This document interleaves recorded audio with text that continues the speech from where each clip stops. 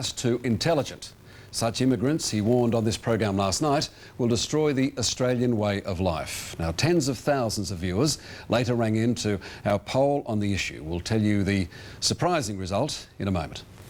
What was really attractive about Australia is that it was populated by Australians. You are racist, square and simple. Except black Africans or Asians? No. I would say no. You are pathetic. You are not an academic. You should be sacked from the university. Well, I just want white Australia to be left alone. There's no difference between you and Osama bin Laden.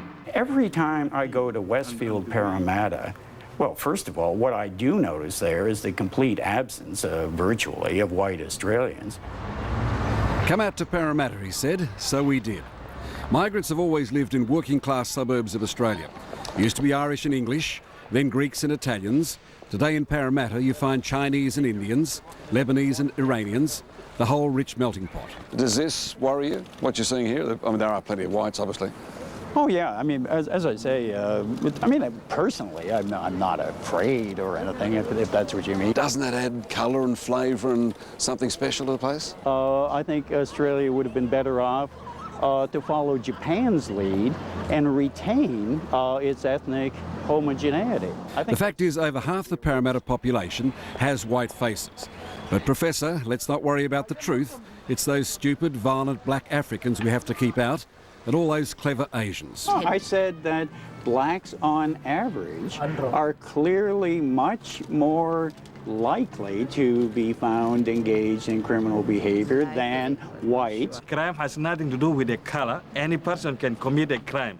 And the law says you must have an evidence. You want evidence, you've got a computer, just Google black on white homicide, okay? That'll take you almost directly into the Bureau of Justice Statistics in the United States, and you will see. We will do that. You need counseling, I think. What you say is, these people are more stupid than you and I. Yes, you say these people are more inclined to be violent criminals. These people as individuals, but yeah, okay. Psychologists have done studies which apparently demonstrate that the average IQ of sub-Saharan Africans is something. You are still repeating that. Andrew. I'm really surprised. I mean, Andrew, one of the things about because you've got no evidence. Please? I'm an Oxford graduate. I teach at the University of Sydney at the moment. I'm very sure, 100% sure that my IQ is not 70. Have you been to Oxford? Yes, I have. Do they admit those with IQs of 70? No one. I'm just trying to tell you that what you said is wrong, and you're just a racist. The truth is, there are only a few thousand Sudanese in Australia. Refugees from a long bloody war, many of them have university degrees. They can't believe that our learned professor of law has targeted them as a violent threat to the Aussie way of life. Every white Australian who watched current affairs yesterday would be threatened by me. How many have met a Sudanese or an African, have talked to them, have befriended them, have known them as a person? How many? When you speak, are you embarrassed? Are you uncomfortable to say that they're more likely to be violent than you and I, that they are more stupid than you and I? Does that embarrass you?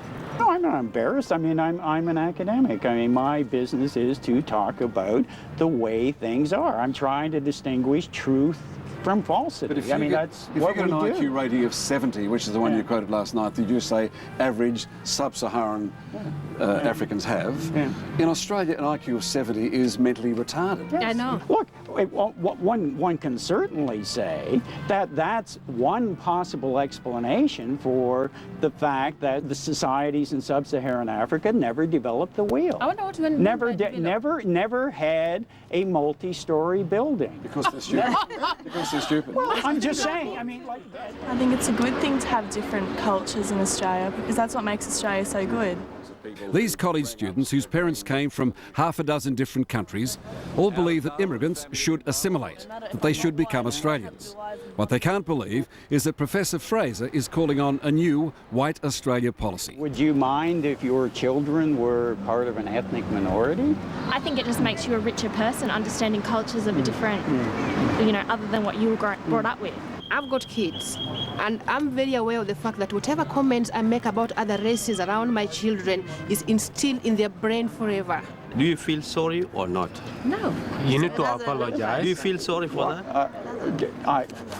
I really don't believe I have anything to apologize But for. do you realize that you have it's vilified a whole race, Andrew? what's happening is that the national identity of Australia is becoming eroded.